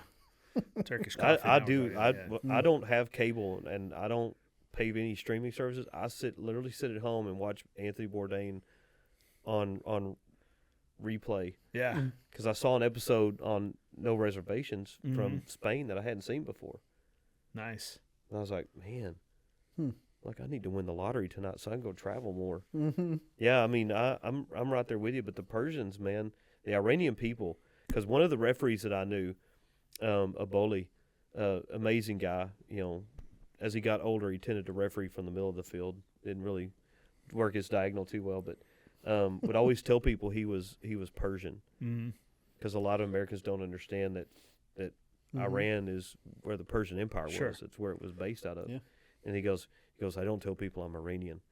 I go, well, it's a good reason. I mean, the old Ayatollah down there, he's not really on the up. And then the wrestler, the Iron Sheik. Yeah. He worked for the Shah. And he wasn't even Iranian. What was he? He was something else. Yeah. He's not an ethnic Iranian. No, he's not. But he played one. Like the Iron Sheik. Yeah. But he was security detail for the Shah. Oh, really? Yeah. And Aboli's dad was an intellectual, so they fled the country and came here. I mean, it's unfortunate there are some amazing countries in the world that it's not really conducive for us to go visit because of their governments and their viewpoint. Yeah. Because I mean, they don't want to identify either because of the whole death to America thing. But I mean, if I have a feeling that if I were ever able to organize a trip through EF's Go Ahead Tours to Turkey and do one in the footsteps of Paul, I mean, how many people do you know personally that would like to go on a trip like that, to go to Ephesus and Sure. all these places in Turkey and see, all the things that the history of. I got to Corinth and I got to Athens, and that was like. Well, when we were in Rome this summer, I wanted to go see the prison where he was held, but we didn't have time. It was like right there. Walked right by. We had to go off to the right to go eat, and it was like right around the corner. I was so close. So close. You could almost taste it. It was right there. But I mean, I would love to go explore the Holy Land. Sure. You know? I haven't done that yet. I know Granger Smith's been there. I mean, I would love to go do a lot of things and go see a lot of places. And if I was able to get a passport from another country, I probably would. Not identify as an American, like a shape-shifting traveler.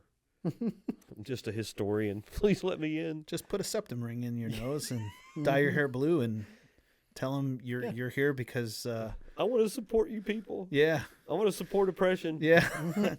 Right? I'm just here to eat food and drink foreign coffee and just show me your ways. And don't and don't you show up there to protest, but you just end up at the food cart.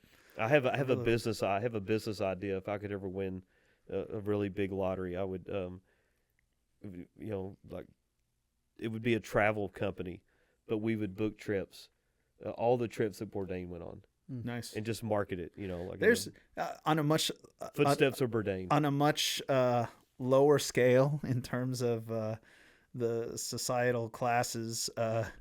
People do that with Guy Fieri and diners, drive-ins, and dives. They do. They will literally. They will travel around this country to all his places. They will get in an RV, and I don't know if did I meet somebody who did this or did I hear about it? I don't remember. I almost had to pray for those people. There was somebody who made a pilgrimage of all the places that he hit. So that's pretty cool. I mean, I want to explore as much of the world as I can while I'm still able, and there's some places I still want to go, and the thing I enjoy about taking students, and I don't want to speak for the kids that I've taken, but I think they would attest to this. It opens their eyes, because the kids I had, we went to northern Italy. We were on a 12-day culture and cuisine tour. Nice. We start off in Milan. We went out to Turin. We went to a farm where we had a farm-to-table meal. Nice. We went to the Italian Food University. We were in the city of Bra. I had raw sausage there, which is what they're known for in that region. We went to Florence. That's pretty brave. Well, he was able That's to. pretty brave. He lived to tell the tale. Dude, so I had a sandwich. It was so good. We went to a vineyard where they had a Michelin star restaurant there. We didn't get to eat there, but man, we sampled some really good wine. We made pasta out there. My kids kids loved it. The high school, their junior year, they have a trip to Europe. They go to, what was it, Sweden? They hit Sweden, or was it?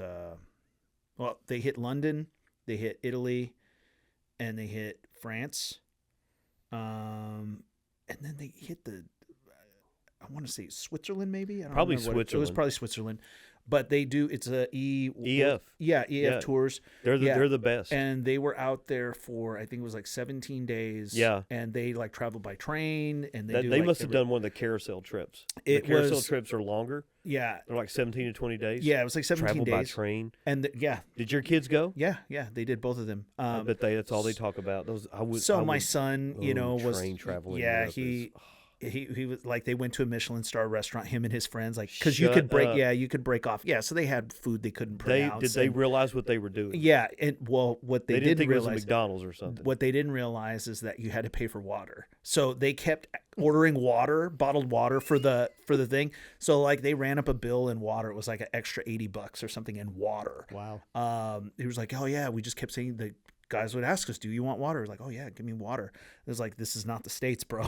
They're not just gonna give you. Some restaurants, yeah, they have like a service fee, Yeah, and then you have to be careful. You have to ask for Mhm. sparkling or flat. If you want flat, you ask for flat, because if not, they'll spit it out. They learned that the hard way. My daughter wasn't so interested in that. She loved like the Lucerne or something like that. She We was in went to Lucerne. Lucerne's Yeah, a beautiful she- city. her The thing was, oldest- like, sitting- oldest wooden bridge yeah. in the world's there. Yeah, looking at she came back with all kinds of swag for us too. That was nice. Yeah, because when you walk in that bridge, the panels tell the story of Lucerne. Mm-hmm. I got pictures of them all. I have like over 7,500 pictures. Most of them are either my dogs or my trips. Did they appear to be different when they got back? They did. It's more. It grounds them. Well, it allows. One of the problems here, I think, and definitely with the ideology and like that thing that just seems to take over everybody, is we believe that America is the world to us. Yeah. Like everything we interpret that happens here, we interpret through this lens. So we think like the sky is falling, but it's really not falling. It's really not. It's maybe falling in this city, but it's not falling around the world. But everything gets put through that frame or lens. It gets compartmentalized real quick. 100%. So that was the one thing I feel that they really walked out.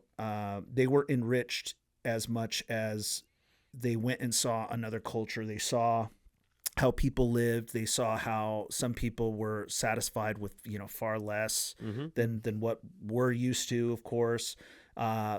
Sometimes less in their liberties in terms of what they can do.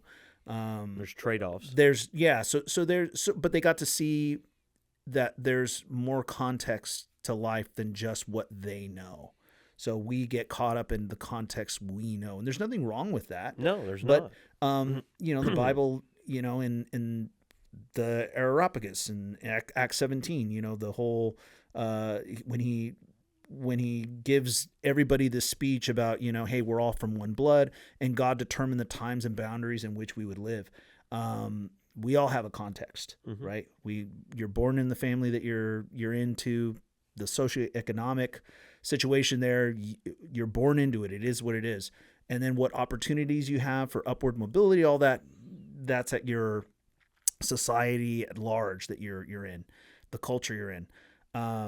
So you wouldn't know any different, but being limited here and only knowing this, it's easy to assume that as bad as you see it from where you're standing, you think that translates everywhere, and it's not.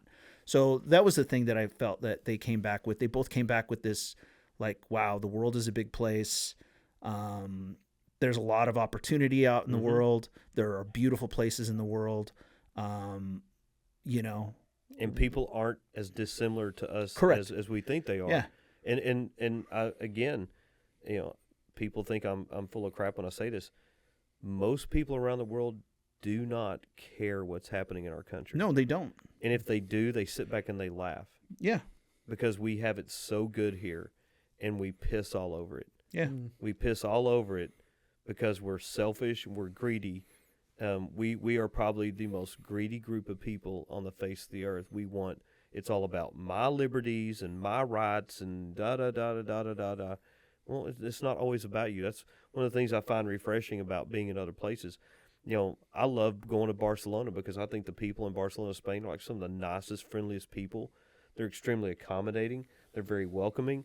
Man, I'm jealous of your kids, man. I bet they had a great time. It's a long trip. That's a good time. Well, and they got to see some great places. And, I've been able to expose, I'm thankful for Rob Rush, getting me to do these trips because I've seen places. I've been to over 18 UNESCO World Heritage Sites. 18. I'm from Sulphur Springs, Texas, man. I'm from Sulphur Springs, small town. We didn't travel all this. And I've been able to go. I've been to the Colosseum twice, been to the Vatican twice, been to Florence twice. I've been able to see things. I kissed the Blarney Stone.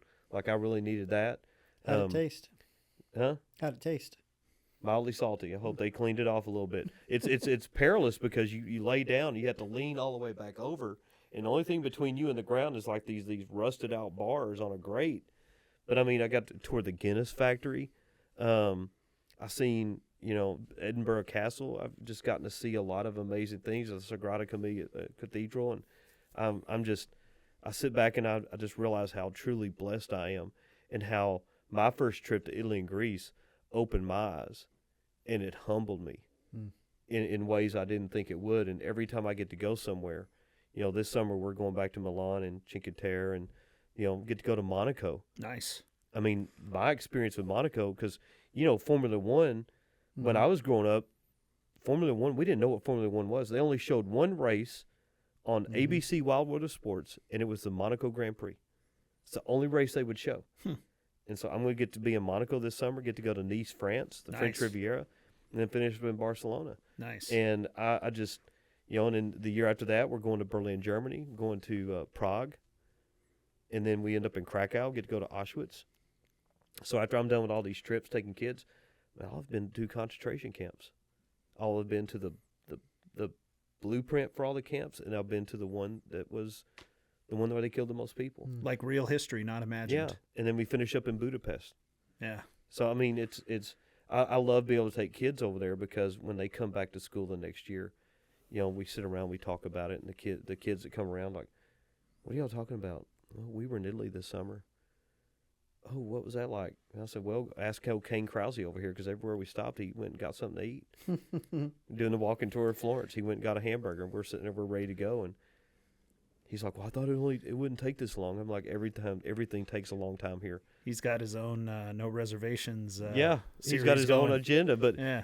Kane has signed up, for the kids that went this summer, or signed up for other trips. And three That's of them are cool. going next year, not this coming summer.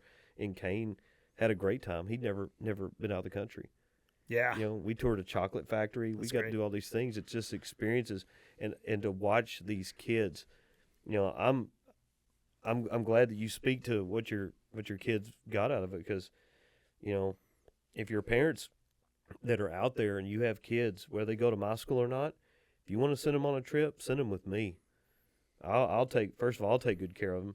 We'll make sure they contact you, and they're still alive, and they're not working in some boiler room of a steamship somewhere. But if you've never been able to travel and you're able to send your kid on something like this, let them have that experience. Yeah. It's one of the best things you can do for them. It is. Because it is. It's easy to have a small world. It's real easy to have a small world. The small world mentality, Yeah. man, keeps your thought processes small too. Mm-hmm. You don't tend to think about other things. You don't get to see. I mean, when we crossed the border into Switzerland, you should have heard the reactions on the bus. Oh man, 'cause everywhere you turn is a waterfall. Yeah. Oh my goodness. Oh my. Then we get to our hotel. Was in the mountains. Mm-hmm. And right down the walkway is a ski jump. And I've got some really great pictures out there. But as we're leaving, then after we're there for like 2 days, you're like, there's a waterfall.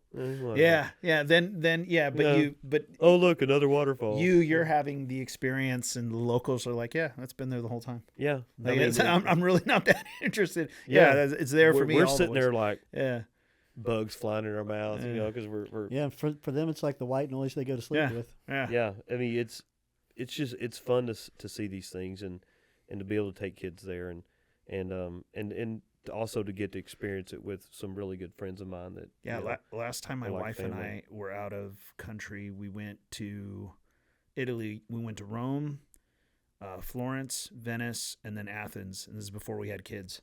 So I took pictures in the Sistine Chapel. I wasn't supposed to. I got one this summer. So I just turned the flash off, and they're random pictures, It's like a lot of naked people, balls on the ceiling, boobs, balls, everything. Yeah, it was just like, because I was just taking photos, like just kind of like, because at first I pulled it out, they're like, hey, we don't do that here. That can over time degrade the art. The paint. Yeah. Like, really? Like, it does. Yeah. But how long? 1,000 years from now, who knows? Well, no, Yeah. it'll do it pretty quickly, because Really? if everybody starts to do it, because it's like 15, 20 years ago they cleaned it. Oh, okay. They repaired it. They refurbished it. Yeah, and this for us, it would have been And the guards are very vocal. as soon as they saw, no, no. So I was like, okay, and I just kind of had it posted up. So sometimes you get my chin, but There's one of me with I my glasses. I probably got like 100. I probably got like 100 photos, and some of them are really great. Like some of them are actually really good. But yeah, some total random. Now you can just put on your Google glasses. Yeah, your meta glasses or whatever. Yeah. Yeah, the Sistine Chapel is. It's worth going through the entire Vatican. It's not that big. No, and that's where the conclave meets. Yeah, and when they do all that. We wanted they just to had go. a meeting recently. We wanted to go to the Vatican, but the line was so long, and we didn't go through a tour. We literally had our agent, family travel agent, book everything for us. And we quickly discovered that B-level hotels in Europe are not B-level hotels. No, they're like in the States. Yeah. So this year the hard way. This year was a Jubilee year, and we were walking up, and we had a man and his son were with us, and they're Catholic, and the door of absolution was open during the Jubilee year because the Pope just closed it. And so I asked Nick. I said, "Hey, because if you're Catholic, you walk through the door, you're absolved all your sins." I said, yo, bro, if I walk in there with you at the same time, is it a proxy? Both of us, a little bit of proxy, man. Could I get a little? Yeah. He goes, "No, it's not how that works." I'm like, okay, I hope you get bowel distress. First off, the door of absolution is BS. Yeah. Allow me to destroy the catechism here. Jesus himself is the door. No, but him and I had some good conversations on the trip, and I respect. Sure. I respect his devotion to his faith. I admire it. And he's entitled to his opinion. And as a Christ follower, it is pretty cool to be in this building. Sure. But it's also a gross and visual representation of Pharisees. Oh yeah, it's with all the confession booths. Well, the indulgences alone, and the idea of you adding anything to the perfect sacrifice of Christ, to give you the full absolution and the adoption into the family of God is theologically insane. But it's an amazing structure, and there's some really good restaurants outside the wall. You got hella art. Congrats. The art, yeah. So walking down the hall of maps, man, I'm zigzagging and taking pictures of the opposite wall to get them all in my, because they're tapestries. Yeah. And when you walk into vertical, that wall where we have our sign, these most of the tapestries are that size, and would stretch all the way up to our ceiling. They're massively huge. I mean, and again, it's cool. But I'll tell you what, I think you and your wife would like Barcelona. Yeah, so we've wanted to go the Sagrada Familia cathedrals. Yeah, go around 3 p.m, because as the sun shines through the stained glass, you'll cry. Yeah, I got to get rid of more kids.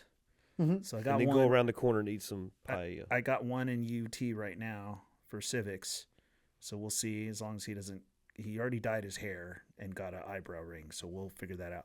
Freshman 20 never happened. He was just here 6 months ago. He's gained muscle. Thankfully, one of his good buddies, they're in the gym. As long as he's got 15 in muscle. But he's not.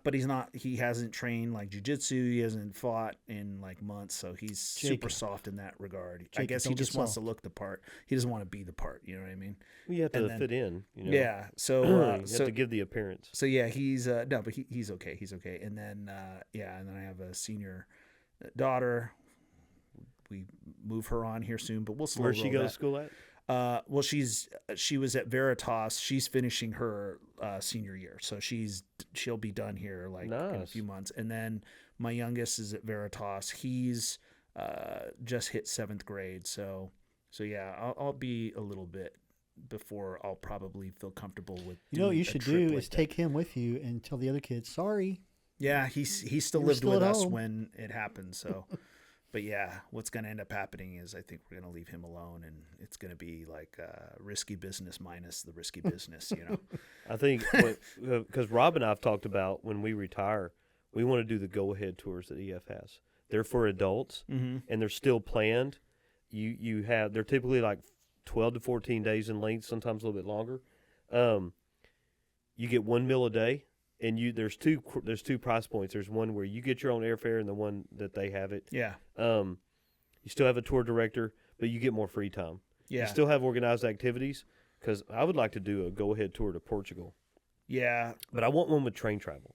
See, I'm planning on going to Thailand, maybe with some of the guys at the fight gym. We've all talked about going to Phuket. To watch fighting or to eat? No, to go fight and Oh, eat. you want to go fight? Yeah, I'm gonna get my ass kicked by like a cab driver who has like 200 fights. And he's like 4'9". 4'9", destroy. He'll probably do it with a cigarette in his mouth. You won't even see it packs coming. You're just gonna be like this, and all of a sudden you're gonna be like, oh, I'll be hit like and drinks homemade nine hooch. times before I can get a single shot off. But whatever, it'll be fun. I'll say, hey. He drinks homemade hooch. Yeah, so there's yeah, he's out kicking banana trees at the trunk before the fight just for a warm up. It's like blood sport. Yeah, basically. Yeah. So no, but they actually have these really cool, like, whatever. I've been training Muay Thai for like 5 years, but I'm an American Muay Thai, so I'm boxing heavy. I'll throw like leg kicks and I'm gonna try to outbox you. But these guys like will kick you 9 ways from Sunday, and they have these cool experiences where you go to like one of these famous Thai gyms and you'll be there for like a week and they'll train you all day. Like those guys will run you for 3 miles before you even get to like put gloves on for anything. So I think it'll be fun. There's a Bourdain episode where he did on those reservations where he did a contest. He took a guy to the Philippines, he took a lady to Saudi Arabia, and he took a guy to Thailand because he wanted to fight. He did the Muay Thai stuff. Yeah, because they were out eating and stuff, and they asked him, like, "Are you nervous?" He's like, "Yeah." So he got in the ring, and the guy worked him over pretty good. Oh yeah, it's gonna happen. It's gonna happen. Yeah, but yeah, it's a passion. So yeah, we've talked about it, and we'll just got to get my wife to sign off my permission slip, and I'm out there. But I'll be 48 this year, but that's a goal to do it before I'm 50. Or by 50 at least. And my oldest son's like, if you fight a Thai man 20 years younger than you, I could fight a guy 20 years older than me, and he'll still probably kill me. Dude, those people over there don't age. No, they don't age. Their food, their diets are great. They're also always moving I around. have Rocky versus Apollo wars at the boxing gym with a guy who's 60. Wow. No, that sounds funny. It sounds funny. I would put him up against a guy in his 20s today, and he will clean the guy's clock in 2 minutes. He just needs a couple of minutes. He's so fast, so powerful. So he and I, we pound the heck out of each other. And then when we walk away, we're like, oh, I'll be chewing something later tonight and going, oh, yeah, that's when he caught me with that hook. Yeah, I feel it now. You ever go work on the young ones? Yeah. So humble them up a little bit. The young ones, I don't know. You gotta really find somebody at just the right time to really dominate them. There's some people that look really good on a bag, and then when you put a person in front of them, they look like public speaking or something. They freeze. They have no idea what to do. Look like Tarzan, play like Jane. Yeah. But there's some scary people out there. But yeah, I would imagine any Thai person who's legit would destroy me. But hey, I got to have the experience. Those are my favorite episodes. Whenever he would go to Thailand or Vietnam or Laos or over in Asia, Singapore, Indonesia. Because, first of all, again, for me, the food, but, the history of those places, man. They were along the Silk Road and the trade and just the spices and, and then the discipline, they're, of course, there are different religions, Hindu, Buddhist, stuff like that. But I don't, doing trips like that with kids, the cost would be too high with EF. And then being on a plane, because you typically have to fly out to L.A., and then from L.A. on over. Yeah, you're looking like 10 hours. The crazy thing is the Thailand trip, I was looking at it, would only be like a couple of grand, like all in. The most expensive part, believe it or not, was the airfare. Oh, I believe these gyms will host you for a week, and you will fight for hours a day and train, and then you go eat, and literally I don't think you spend more than about $600 probably for the whole experience. One of the few countries in the world that makes airfare overly expensive. Yeah, that right there's the biggest investment. Like the lodging, the eating, the training actually wasn't that bad. Wasn't bad at all. Very affordable over there. Mm-hmm. Yeah. I would never get to the training because I'd be eating. I'd probably need the training, but I'd be eating. Don't get me on one of them scooters over there either, because I'm going to wreck that sucker. Yeah. And end up being road rash. Like, hey, Yeah, man, we could rent a... Yeah, I've been in the Philippines. That driving system is no system at all, but it works somehow. When you were over there to cheat Lumpia? I was actually in General Santos. I went out there to preach in 2011. I was out there for a week, and a friend that has a missionary group there, and he's been planted there for a long time. And this guy I met, Pastor Johnny Govea, hosts probably one of the largest churches in that area. Mm-hmm. Like a 400-person church was like a mega church here. And yeah, he had me speak at 4 different churches that he oversaw. And it was, first church I went to, there were like 12 people there, and it was in a village, like literally a jungle mm-hmm. church. And each engagement he had me speak at, everything was elevated. So like the first one, literally a straw roof with a few posts and a broken down karaoke system for audio. And he translated. And so preached there. Then the next day I went and spoke at another place, slightly wealthier with a concrete whatever.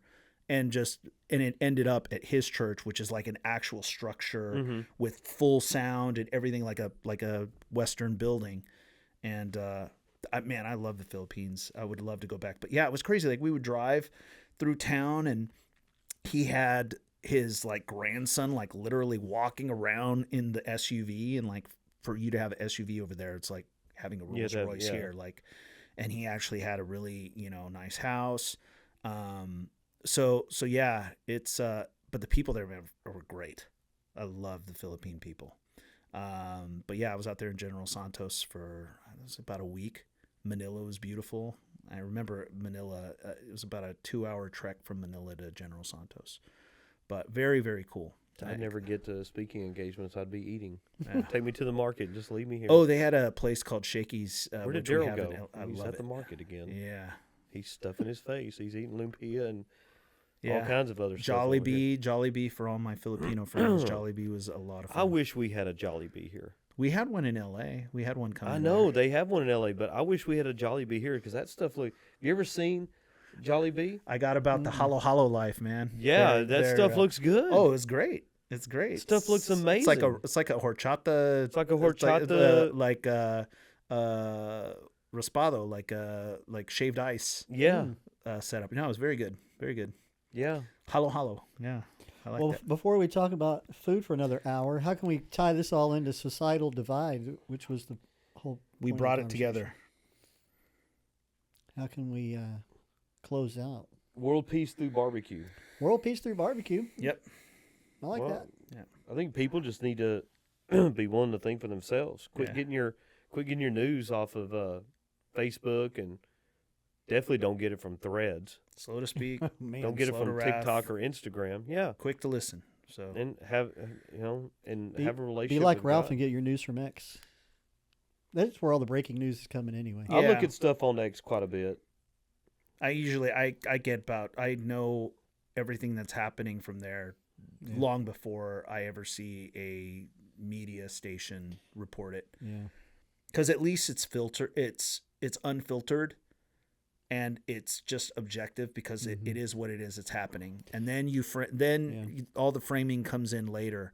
Like even with that unfortunate ICE shooting that took place, everybody has their view on it because of their own biases. So I could watch the video and say, that shouldn't have happened that way, and here's why it happened. And someone on the other tribe, from the other tribe, will see the same footage and say, oh, all of this is wrong because look at what's happening here. Like, I think we're fairly well baked into our tribalism that the objectivity is almost impossible. And admitting the other side has valid points, sure, is a betrayal. But it'll take God, because I don't think like you said, like God doesn't really have a side per se. Has his own side, that episode in Joshua or like he's the commander of the armies of the Lord. Or like, are you with us? Are you with us? Or are you for us? Or are you for them? And he doesn't answer. He just says, I'm the commander of the armies of the Lord. Like, God has his own agenda. and he knows what's going on. I mean, and there's the people that, well, why would God allow this to happen? Well, this is not God's will. We're living in a fallen. We live in a fallen world, fallen nature apart from God, and I think that's the hardest thing for people to understand. How does God let this stuff happen? Well, it's not God's will. Satan has a hand in it too, and it's not God's job. The spiritual world is real. It's not God's job to stop all the evil in the world. That's our job is to stand up to it. Well, and he will at some point. Yeah. Well, and everybody has to answer for what they do. Yeah. But sadly, there's a lot of people that are on both sides of the spectrum that, the people on the far right who claim to be Christians, but their actions dictate otherwise. On the day of judgment, it's like, I didn't know you. Get away from me. Yeah. You sinner. And then the people on the far left, they're going to find out real quick. I mean, how many times have we read stories about atheists, prominent atheists and, satanic people that when they die, when they're on their deathbed, like, I think I made a mistake. Yeah, you did, brother. Yeah, that you 100%. The guy that wrote the Satanic Bible or whatever, like he was like, oh no. Yeah, this isn't what. I saw a guy who put out his testimony on TikTok, how he was dead for like 7 minutes, and said an angel came to him and opened up this whole book of his life. It's like, this is all that you've done. This is everything you've done. You have blasphemed me. You have sinned. You've broken every commandment. You've done all this stuff. You're going back and it's time to atone. Tell your story. I mean, it's people that don't realize. I mean, you'll find out one day, and sadly, it'll be too late. And again, if we could get back to a spot where everybody just, I can disagree with you. I love James. I don't agree with everything that he says. He doesn't agree with everything I say. We've had some really good discussions lately about the religion business. And we've never argued about it. We just disagree with things. Sometimes it's not a whole lot. Fundamental disagreements about certain things, and it doesn't mean that I don't love him, I don't care about him, and that we can't be, close friends, because we are. And if we got to quit looking at people as being liberals or conservative and look at them as being, children of God. Those are God's sons and daughters, and so everybody needs Jesus. We all need Jesus. I need Jesus as much as anybody else, but I can have fundamental differences with people. You and I aren't always going to see eye to eye on things, but man, I still love you, and I just love everybody and love them where they're at, and I can still pray for people. Even though they're wrong. That's the thing. I told you you'd like Ralph. Yeah, I disagree with you, but I'm going to pray for you anyway because you're wrong. Because you're wrong. I've said that to a couple of people. Oh, by the way, yeah. Hey, you know that just because you're wrong doesn't mean I don't love you. Yeah, just hey, you remember that thing you said the other day? Yeah, you're wrong. You're wrong. Yeah. You've been waiting to tell me that this whole time. Yeah. Well, I was kind of waiting for you to come around, but I'm just going to let you know. Let's speed up that process. One of the dumbest things I've ever heard. Yeah, you're wrong. But you're my friend, and I love you. Yeah. And I don't want people to think that I think the way you think. Yeah. Why can't we all just get along? Yeah.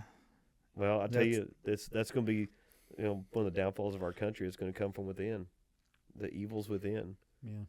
Well, yes, 100%. It's like when people ask me, how do we change our leadership in the state? It's going to have to be someone from within the Republican Party that challenges Greg Abbott and Dan Patrick to get them out. It will never be a Democrat. They're going to have to implode in and of themselves, and it'll happen. Look at Iran right now. The old Ayatollah, who speaks from inside that fancy walled building that he's in, and orders the military to. Yeah. They have curfews and they're shooting people that leave, but it all comes around. Ask Gaddafi how that worked out for him. Oh, that was one of the wildest videos. Ask Assad in Syria how that's worked out for him. We get into Gaddafi. We'll be here for a while. We could shut it down.